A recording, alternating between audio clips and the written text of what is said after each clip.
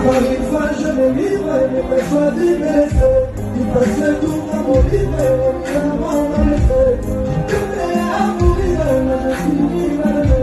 Sans que je vive la vie, dis-moi qui a eu tort. Ils ont mon plein de remords. À la ligne, ici, je t'aime jusqu'à la mort.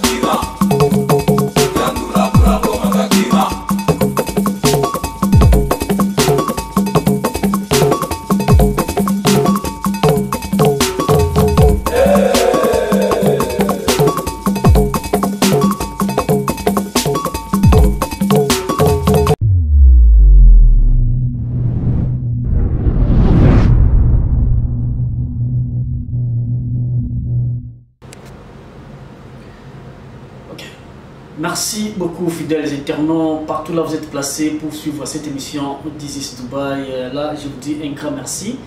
Premièrement à tous nos abonnés, sur la chaîne This is Dubai, Chris TV. Partout là vous êtes, je vous dis un grand merci. Et puis à toutes personnes qui ne sont pas encore abonnées, vraiment, veuillez vous abonner pour ne pas rater l'actualité de vos artistes que vous aimez beaucoup. C'est à travers cette émission This is Dubai. Alors, comme ça se passe toujours dans notre émission, on ne peut jamais ouvrir notre émission sans pourtant remercier toute personne qui est en train de soutenir cette émission de près comme de loin. Alors, je vois celui qu'on appelle le boss Paggy depuis la Grâce à Dubaï. Le boss Paggy, merci pour votre soutien. Et puis, pourquoi pas à celui qu'on appelle Olivier Bouefo. Olivier Bouefo. Riken Bamanga depuis l'Angola, Riken Bamanga, merci beaucoup. Et puis à celui qu'on appelle Rodrigue Bamanga, Balobi Chanzer numéro 1, Ouassimi Congo Central de Kazamoul à Mwandase, Rodrigue Bamanga. Et puis sans oublier celui qu'on appelle Balbine Vilampemba, et puis Aris Poba Mukonzamatadi, Aris Poba Mukonzamatadi Mutambongo solo. Et sans oublier ma famille Bamanga depuis Matadi, Ladi Bamanga, Prezo Bamanga, Patricia Bamanga, Petit Carlos le pasteur, Balobi, le Boko Nanzambe, Petit Carlos Azaona Simbi Masolo, Balobi église toujours, Mouya de Mouya, Lola na Lola, Petit Carlos, sans oublier Irène Bamanga, Judith Bamanga, Judith Mabondo Azaona Simbi Masolo. Donc, Ketia Mbombo, donc vous êtes là, c'est très nombreux, Balobi, Bana Matadi, Bana partout dans le Congo. Donc, suivez toujours votre émission This is Dubai. Donc, tous en Katia Dubai, tous en direct Katia Dubai, mais le rôle tous en Congo. Alors, aujourd'hui, on va essayer quand même de parler, si on parle de l'actualité, donc on va essayer quand même de parler de l'actualité de notre artiste Fally Ipupa, qui a joué à la FICIN de Kinshasa. Donc je pense que vous avez suivi. Donc premièrement, toujours remercier l'artiste Fally Ipupa. Donc parce que nous, dans cette émission, nous ne sommes pas là pour juste condamner nos artistes et musiciens, mais nous sommes là pour soutenir les œuvres de nos artistes, pour que les œuvres ou bien la musique, ce qu'on appelle l'art dans notre pays. Alors, aujourd'hui, nous allons essayer quand même de parler par rapport à ce qui s'est passé à la concert de Fally Ipupa, à la FICIN. Donc, nous allons essayer quand même de parler à propos de cela. Alors, il y a un autre premièrement, tous féliciter nos artistes par rapport à l'œuvre naïe. Tous féliciter nos artistes par rapport à l'œuvre naïe parce que ce n'est pas une chose facile. Ko beta na fikin oyo fikin wana beta makala autre on mona ba où sont les rois de la forêt ba beta ba fikin ba jibe piana ba kofi tout ça mais tu vois comment on a lisusu fali ipupa elle rai mago hein 3 fois hassel avec beta susu fikin donc et puis ils allaient quitter que au sommet bière au côté droit d'entrée au sommet bière au côté mais fali ipupa a petit concert naie batu ba fouti bien na bango 5000 francs au fouti bien na yo au côté. Alors ezana eloko oyo ya ko soutenir parce que fallait pour pas s'il faut bien dire azana vitesse na ye azana manière na ye o azomeme la musique na ye et puis azana structure na ye o eza un peu différent na ba artiste mususu. Alors encore félicitations encore une fois de plus à notre artiste Fally Ipupa. Alors, tu remets un peu par rapport à la participation ou bien tu remets un peu la maille Italie sécurité dans le concert de Fally Ipupa et Zalaki comment. Alors, s'il faut parler dans le cadre de satisfaire les mélomanes, je sais que Fally Ipupa a Yaki, a Zalaki déterminé et il a fait ce qu'il faut. Par rapport à ce charisme, il fallait pour parce que ailleurs avec la musique normale tout ça, mais ce que vous avez la musique na Congo, c'est comme si à se donner vraiment corps et âme. Mais la concert africain, tout le monde qui vraiment Fally Ipupa, tu capes la merveille. Comment est-ce que ils ensemble avec ces mélomanes dès le départ jusqu'à la fin à concert. Encore une fois de plus, félicitations à notre artiste Fally Ipupa parce que c'est la fierté du Congo. C'est toujours le Congo qui gagne. Alors là, je vais flasher une image. On sait d'abord la image Oyo. Il y a l'artiste Nabiso Fally. Ninguém presta aqui.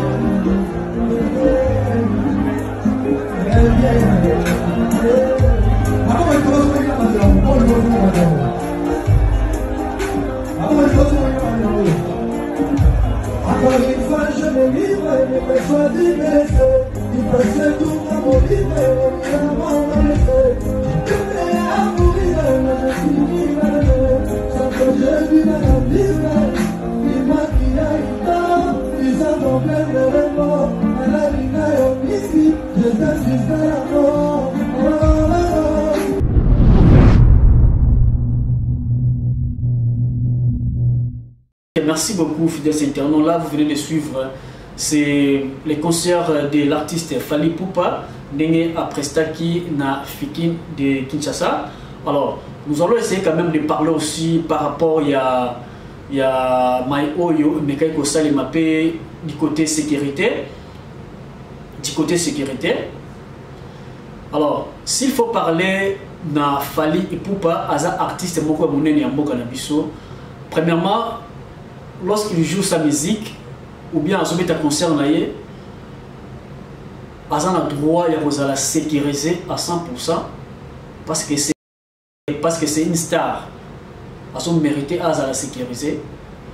Et puis félicitations aussi na sécurité na biso likonzi protège na Mai Oyo bosalaki na sécurité bosalaki et puis la police na biso pour que concert wana eleka sans pourtant que les autres à la bâtirement ils à la tête.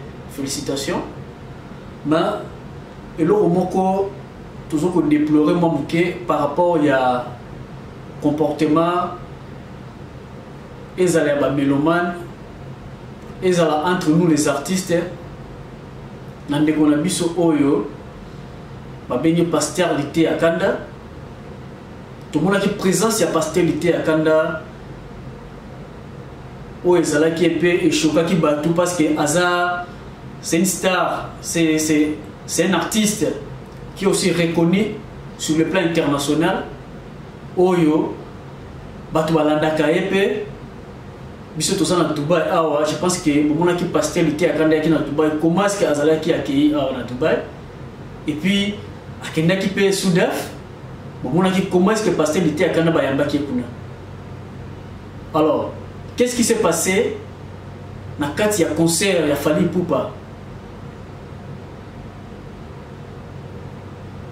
Considération ya pasteur lité à Kanda ezalaki comment surtout le bito zonga mwasima pasteur lité à Kanda a se retrouvé na podium ninga bano ko expliquer a se retrouvé ki na podium avant que baya ko sala ko basala ki mais pasteur lité à Kanda se retrouvé qui na podium avant qu'il baille au salaire au basalaki. S'il faut parler du côté sécurité, est-ce que tant pasteur était à Kanda à Mata qui na podium, sécurité et mon qui est to et mon qui était, ou bien sécurité y a qui na Sima, ou bien pasteur était à Kanda à Mata qui na podium comment pour agressement wana et à Salema. Je pense que nous avons déjà une vidéo. Bon, là déjà ma vidéo. Je pense que vous avez déjà ma vidéo. Vous avez comment est-ce que bazo quoi agresser pasteur était à Kanda. Oyope azali moko. Il y a des artistes. Il y a une façon de faire aussi la art naie. Ou pas ça reconnu. Et là, on est entre nous les artistes congolais. Toto senga kaka bolingo. Et tant qu'on va agresser pasteur lité à Kanda. Sécurité. Toto loba artiste Fally Ipupa azala ki wapi. Akoka ipe ko intervenir. Ya ko yebisa bango bako memela ngo ndengwana te. Parce que Aza moko pe ba artiste na biso munene o biso to lingaka. On se limite pas seulement pour écouter la musique. Mais nous avons aussi des artistes et cinéastes. Auto Fally Boye, Ozola David de loin, Ozola da Sundiata, Ozola da Mama Kalunga, Ozola da Esobe, Ozola da Fisto Sai Sai. On a tant des artistes et cinéastes où ils ont la fierté. Il y a art. Il y a cinéma congolais. Et après, vous voyez que vous avez un son, malgré tout concert, concert il y a un son qui est annulé au Zénith de Paris. Mais tout le monde a une présence. Il y a des artistes et cinéastes qui ont participé à un concert. Tout le monde qui est présence, il y a vie de loin, il y a phénomène.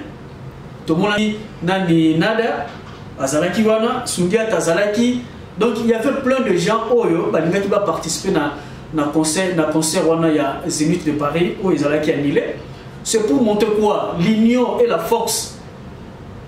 Il y a Baptiste et Nabiso.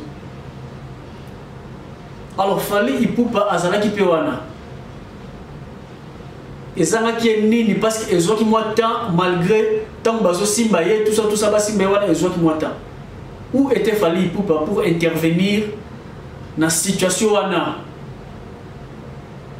Parce que s'il y avait même une manière utiliser méthode mususu ya kolobela yeto ya kokitisa na podium, mais pas dans ce sens là que bazoye batombola eti na niveau ba baka ina se asa quand même criminalité aye wana tepo aye ko bomaye comme dit Ken Piana que mutu mususu a ko déguisé a matipe na podium a commis lokola aye pona que aye ko sala Fally mabe. Mais non, on ne peut pas encourager le mal. Si vous avez des conflits, quelqu'un qui en a peut-être là, ça ne va pas, on ne peut pas toujours agir de cette manière. S'il y a quelque chose qui n'est pas clair, qui n'est pas du tout normal, nous sommes là pour intervenir.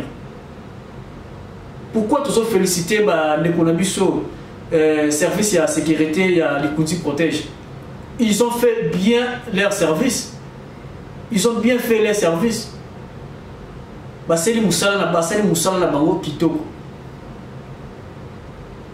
Mais il y avait aussi des dérapages. Oyo, tokoyeko sepela na moté. Ezala Bercy Mwana, ezala Petit Fally, ou pe bazala ki menacé. Tokosenga na Baptiste na biso, to na sécurité na biso, bazala na manière mususu ya ko agir na mutu aza artiste. Ou aza reconnu ba tozo pesa respect, bazo pesa valeur. Je ne pense pas que batu bazala ki faut ma content nango malgré tout eza musala na bino sécurité, mais faut voir ba même ndenge nini okoki ko memela ba masolo wana. Alors quant à moi, j'en profite pour cette occasion de dire un grand merci à celui qu'on appelle Papy les autres depuis Paris, Papy les autres depuis Paris, et puis lui c'est Coco Manzaka Tennis, hein? Coco Manzaka Tennis, donc je sais que vous êtes là en train de suivre, et puis sans oublier Merika, hein? Les guitaristes les plus reconnus, guitaristes Ouassimi Istanbul, Ouassimi Turquie. Dans la Turquie guitariste Zakara Mokose, Merika, et puis sans oublier Rachid, hein? Rachid Makassi, mon pote, Rachid Makassi, mon pote depuis campus, hein? Minute en Katia, Istanbul, donc on a étudié à Istanbul, malgré tout aussi ça, mais Balobi, qui leadership, les autres toujours Rachid Makassi depuis Istanbul, et puis sans oublier Sek Toubi, hein? Sek Toubi, Balobi. Diaspora congolais toujours en avant, donc c'est Toubi. Et à mon vieux Pitou Bageya depuis Kinshasa, le boss. Donc on est toujours ensemble. Alors je pense que là, on a essayé quand même de parler par rapport à les comportements de la sécurité, hein, de nos sécurités. Malgré tout, ils ont droit à Bango, mais ils ont et Zogisaki Mitema Yabatu Mosusu. Alors, ce qui te fait moi mouké, tu comment on a par après Fally Ipupa Ayakiko Pesape chance Naba artiste na bisoana tout le monde qui pasteur était à Kanda sur le podium, donc Ayakipe après Staki, donc Fally Ipupa Ayambaki, et puis c'est ça qui prouve que l'amour que l'amour règne entre nous, que l'amour règne entre nos artistes congolais pour que notre art et que nous toujours les poussons. Donc, pastel était à Kanda, les pastels, les warriors, je pense que nous sommes Bazalaki satisfait. Comme on a pastel était à Kanda, malgré tout, où est la Kamona pastel de Niles, mais tu comprends que pasteur Lité Akanda a toujours disons le pasteur de Warrior il aime toujours Simba a maintenu titre voilà donc pasteur Lité Akanda félicitations et puis celui qui est dans la Moussousou alors donc c'est un peu ça pasteur Lité Akanda a presté donc a confirmé Mukonzia Yaba Warrior a confirmé Mukonzia Warrior je pense que Mignon Beza les sous-soutés donc débat et sili entre pasteur Denis Lessé na pasteur Lité Akanda et mon ami que pasteur Lité Akanda aza Mukonzia Warrior union malgré tout qu'on voit qu'il y a mais Souka a prouvé de quoi est-ce qu'il est capable à batailler toujours dans le podium. Alors, et puis tout le monde qui est présent, il y a Petit Fali. Hein? Tout le monde qui est présent, il y a Petit Fali. Parce que depuis longtemps, on se posait des questions. Parce que depuis longtemps, on se posait des questions. Il m'a dit le loté. Au Petit Fali, à défendre l'œuvre Fali, à bimsape, ah, ouais, à Zanamo. Mais, à Zana qui est délaissé. Alors félicitations encore félicitations encore na Fali Poupa na opportunité oyo à Pesaki na Petit Fali pour matcher na podium et puis avec Pesaki opportunité on est à Koyemba et puis babini na ye Fali Poupa a félicité c'est une manière ya ko bimisa pe ya ko fula pe ya ko tchaye na nzela pour que azala les sous découvrir encore une fois de plus souci na biso ezali que Fali Poupa ce que coach à taille studio to au memi na mikili ya poto parce que Petit Fali a défendu la musique il a Fali Poupa donc il a la maîtrise de la musique de Fali Poupa ce qui Fali Poupa aujourd'hui déjà molamu na ba Cameroun tout le monde nous a boulamu nous a pu œuvre na ba Côte d'Ivoire et pourquoi pas pour ça on peut na petit na biso Petit Fali yako pistolet yako chai na nzela